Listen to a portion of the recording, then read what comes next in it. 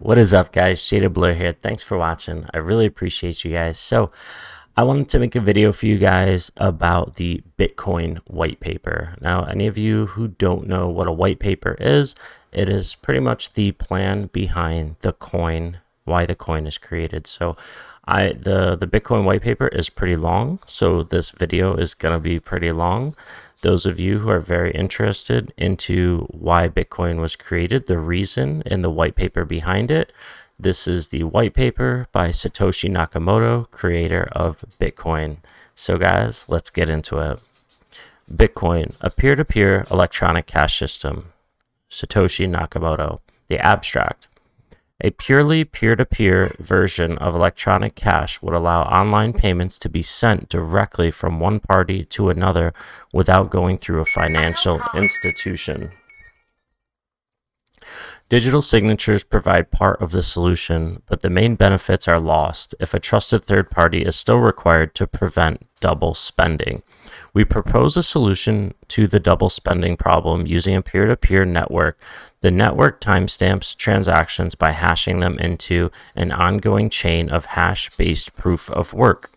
Forming a record that cannot be changed without redoing the proof of work, the longest chain not only serves as proof of the sequence of events witnessed, but proof that it came from the largest pool of CPU power.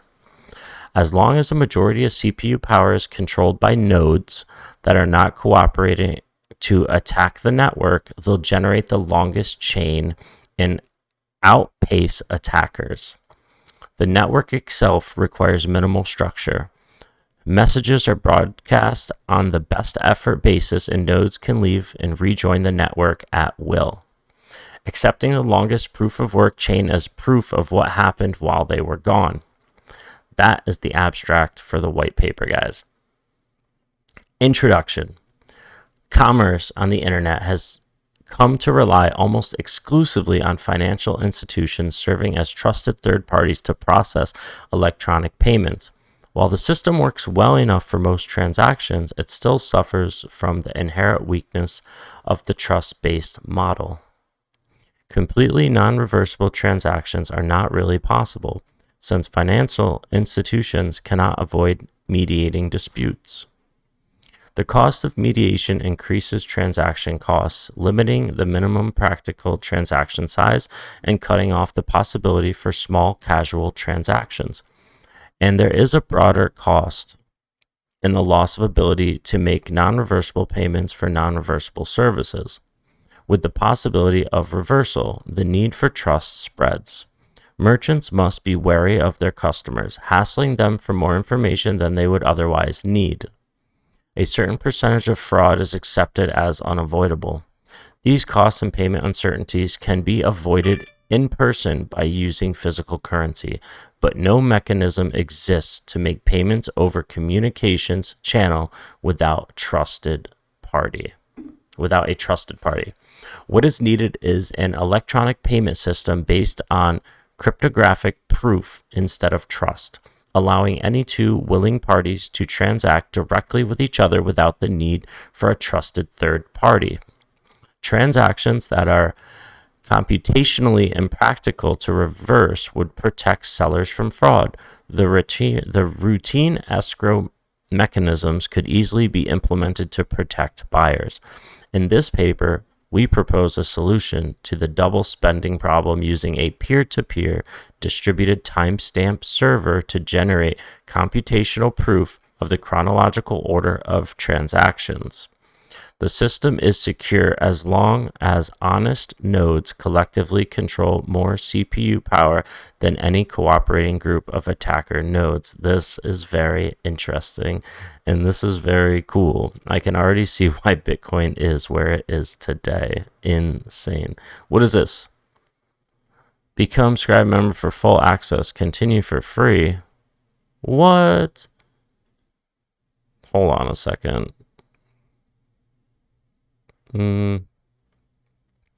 Let's see here. Oh, wait. Ta-da! Prices, BTC. white paper. It's free, man. You don't have to pay for this stuff. Transaction. Number 2, transactions. We define an electronic coin as a chain of digital signatures. Each owner transfers the coin to the next by digitally signing a hash of the previous transaction and the public key of the next owner. Really, this is cool. And adding these to the end of the coin. A payee can verify the signatures to verify the chain of ownership. And here it gives you a model of how that happens. The problem, of course, is the payee can't verify that one of the owners did not double spend the coin. A common solution is to introduce a trusted central authority, or mint, that checks every transaction for double spending. After each transaction, the coin must be returned to the mint to issue a new coin, and only coins issued directly from the mint are trusted not to be double spent. The problem with this solution is that the fate of the entire money system depends on the company running the mint, with every transaction having to go through them just like a bank. We need a way for the payee to know that the previous owners did not sign any earlier transactions. For our purposes, the earliest transaction is the one that counts, so we don't care about later attempts to double spend. The only way to confirm the absence of a transaction is to be aware of all transactions. In the mint-based model, the mint was aware of all transactions in the public and decided which arrived first. To accomplish this without a trusted party, transactions must be publicly announced, and we need a system for participants to agree on a single history of the order in which they were received. The payee needs proof that at the time of each transaction, the majority of nodes agreed it was the first received. Now we get to number 3, timestamp server. The solution we propose begins with a timestamp server. A timestamp server works by taking a hash of a block of items to be timestamped and widely publishing the hash, such as in a newspaper or unsent post. The timestamp proves that the data must have existed at the time, obviously, in order to get into the hash. Each timestamp includes the previous timestamp in its hash, forming a chain, with each additional timestamp reinforcing the ones before. It gives you a model of how that occurs. Hash, block, item, then hash, block, item, so on and so forth. 4, proof of work. To implement a distributed timestamp server on a peer-to-peer basis, we need to use a proof of work system, similar to Adam Back's Hashcash. Rather than newspaper or unsent posts, the proof of work involves scanning for a value that, when hashed, such as with SHA-256, the hash begins with a number of 0 bits. The average work required is exponential in the number of 0 bits required and can be verified by executing a single hash. For our timestamp network, we implement the proof of work by incrementing a nonce in the block until a value is found that gives the block's hash the required 0 bits. Once the CPU effort has been expended to make it satisfy the proof of work, the block cannot be changed without redoing the work. As later blocks are chained after it, the work to change the block would include redoing all the blocks after it, and it gives you a model of that. Previous hash, nonce, txtx, and so on and so forth. The proof of work also solves the problem of determining representation and majority decision making. If the majority were based on one IP address, one vote, it could be subverted by anyone able to allocate many IPs. Proof of work is essentially one CPU, one vote. The majority decision is represented by the longest chain, which has the greatest proof of work effort invested in it. If a majority of CPU power is controlled by honest nodes, the honest chain will grow the fastest and outpace any competing chains.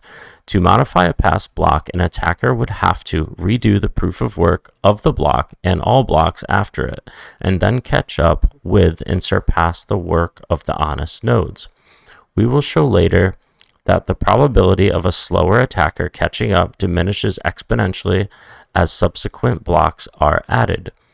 To compensate for increasing hardware speed and varying interests in running nodes over time, the proof of work difficulty is determined by a moving average targeting an average number of blocks per hour. If they're generated too fast, the difficulty increases. Number 5, network. The steps to run the network are as follows. Number 1, new transactions are broadcast to all nodes. Number 2, each node collects new transactions into a block. Number 3, each node works on finding a difficult proof of work for its block. Number 4, when a node finds a proof of work, it broadcasts the block to all nodes. Number 5, nodes accept the block only if all transactions in it are valid and not already spent. Number 6, nodes express their acceptance of the block by working on creating the next block in the chain, using the hash of the accepted block as the previous hash. Nodes always consider the longest chain to be the correct one and will keep working on extending it.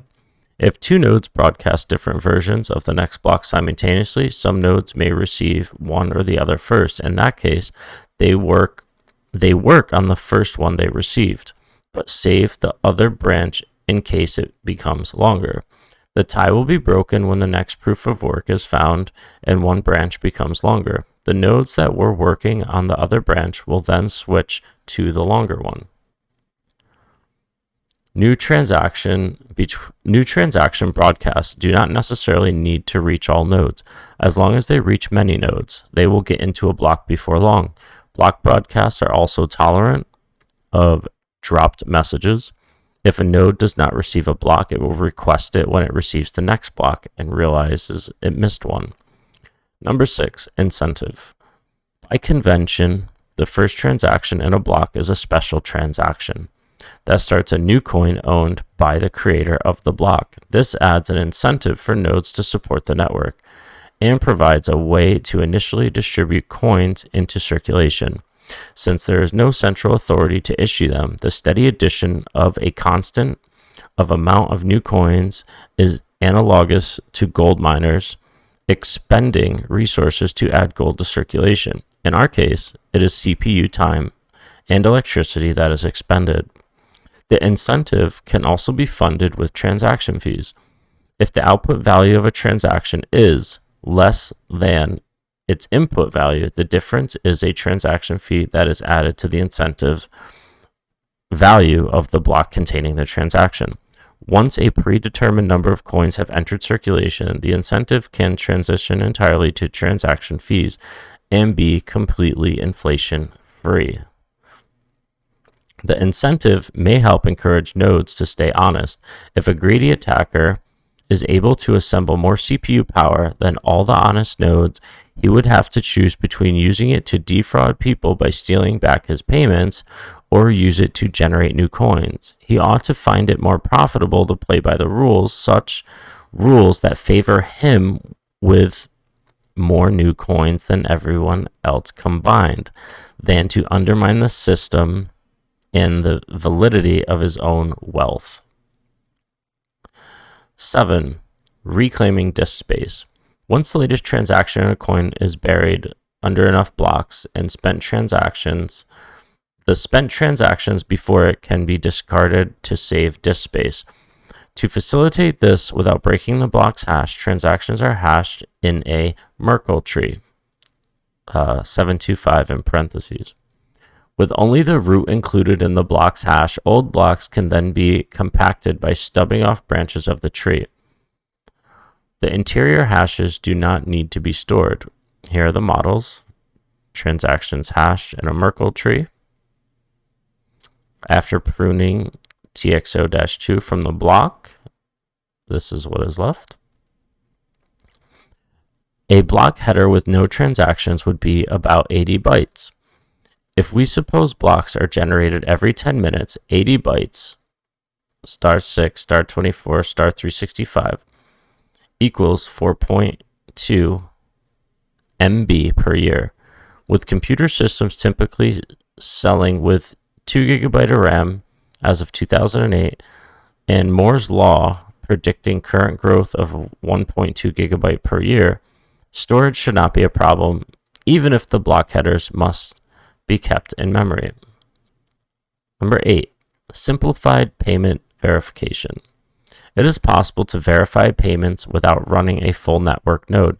A user only needs to keep a copy of the block headers of the longest proof of work chain, which he can get by querying network nodes until he's convinced he has the longest chain, and obtain the Merkle branch linking the transaction to the block it's timestamped in. He can't check the transaction for himself, but by linking it to a place in the chain, he can see that a network node has accepted it, and blocks added after it further confirm the network has accepted it. Longest proof of work chain. This is a model for the longest proof of work chain. As such, the verification is reliable as long as honest nodes control the network, but is more vulnerable if the network is overpowered by an attacker. While network nodes can verify transactions for themselves, the simplified method can be fooled by an attacker's fabricated transactions for as long as the attacker can continue to overpower the network. One strategy to protect against this would be to accept alerts from network nodes when they detect an invalid block, prompting the user software to download the full block and alter transactions to confirm the inconsistency. Businesses that receive frequent payments will probably still want to run their own nodes for more independent security and quicker verification. Combining and splitting value. Number 9. Although it would be possible to handle coins individually, it would be unwieldy to make a separate transaction for every cent in a transfer. To allow value to be split and combined, transactions contain multiple inputs and outputs. Normally, there will be either a single input from a larger previous transaction or multiple inputs combining smaller amounts, and at most 2 outputs, one for the payment and one returning the change, if any, back to the sender. There's a little model for that. It should be noted that fan out, where a transaction depends on several transactions and those transactions depend on many more, is not a problem here. There is never the need to extract a complete standalone copy of a transaction history. Number 10, privacy. The traditional banking model achieves a level of privacy by limiting access to information to the parties involved and the trusted third party. The necessity to announce all transactions publicly precludes this method, but privacy can still be maintained by breaking the flow of information in another place, by keeping public keys anonymous. The public can see that someone is sending an amount to someone else, but without information linking the transaction to anyone. This is similar to the level of information released by stock exchanges, where the time and size of individual trades, the tape, is made public, but without telling who the parties are. There's a traditional privacy model, and there is the new privacy model. As an additional firewall, a new key pair should be used for each transaction to keep them from being linked to a common owner. Some linking is still unavoidable with multi-input transactions, which necessarily reveal that their inputs were owned by the same owner. The risk is that if the owner of a key is revealed, linking could reveal other transactions that belong to the same owner. Number 11, calculations. We consider the scenario of an attacker trying to generate an alternate chain faster than the honest chain. Even if this is accomplished, it does not throw the system open to arbitrary changes, such as creating value out of thin air or taking money that never belonged to the attacker. Nodes are not going to accept an invalid transaction as payment, and honest nodes will never accept a block containing them. An attacker can only try to change one of his own transactions to take back money he recently spent. The race between the honest chain and attacker chain can be characterized as a binomial random walk. The success event is the honest chain being extended by one block, increasing its lead by +1. And the failure event is the attacker's chain being extended by one block, reducing the gap by -1. The probability of an attacker catching up from a given deficit is analogous to a gambler's ruin problem. Suppose a gambler with unlimited credit starts at a deficit and plays potentially an infinite number of trials to try to reach break even. We can calculate the probability he ever reaches break even or that an attacker ever catches up with the honest chain as follows. P equals probability an honest node finds the next block. Q equals probability the attacker finds the next block. QZ equals probability the attacker will ever catch up from Z blocks behind. QZ equals, in parentheses, 1 over, in parentheses, QLP. And on the right side, in parentheses, if P less than or equal to Q, and if P greater than or equal to Q. Try to explain that model the best I could. I'm not a mathematician. Given our assumption that P is greater than Q, the probability drops exponentially as the number of blocks the attacker has to catch up with increases. With the odds against him, if he doesn't make a lucky lunge forward early on, his chances become vanishingly small as he falls further behind.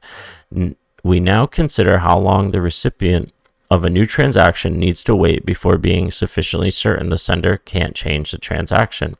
We assume the sender is an attacker who wants to make the recipient believe he paid him for a while, then switch it to pay back to himself after some time passed. The receiver will be alerted when that happens, but the sender hopes it will be too late.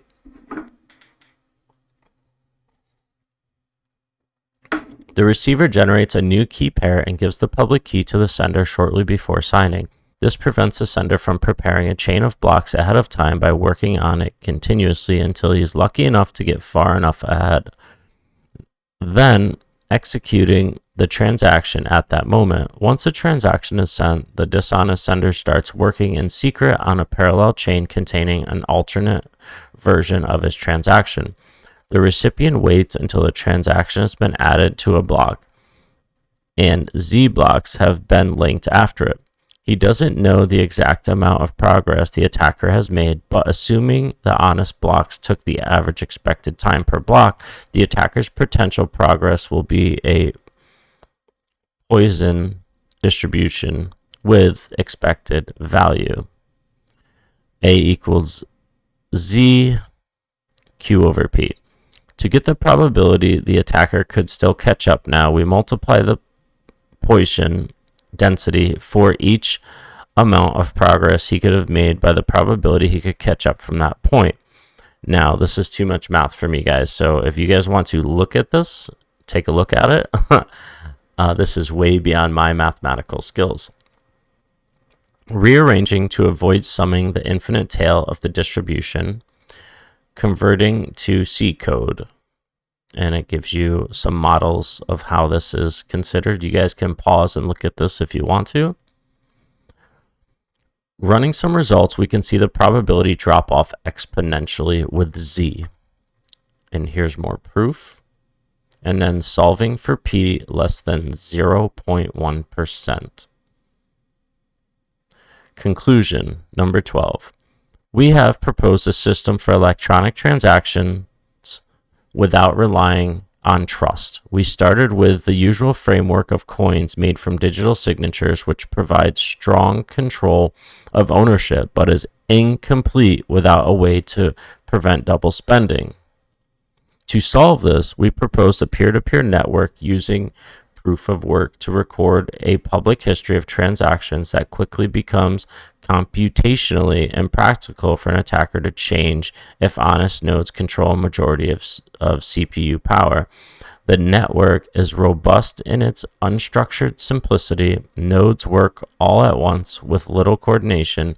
They do not need to be identified since messages are not routed to any particular place and only need to be delivered on a best effort basis.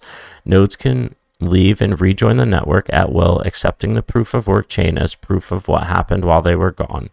They vote with their CPU power, expressing their acceptance of valid blocks by working on extending them and rejecting invalid blocks by refusing to work on them. Any needed rules and incentives can be enforced with this consensus mechanism. And then the references are at the end. You guys can take a look at that. So that is the white paper from Bitcoin, guys. If you did like this video, please leave it a like, drop a comment down below. I always love your guys' comments. If you haven't already subscribed, please subscribe. Enable the bell notifications so you know when I go live or be the first to watch my videos. And until next time, guys, I'm Jaded Blur. We'll put out some more videos later.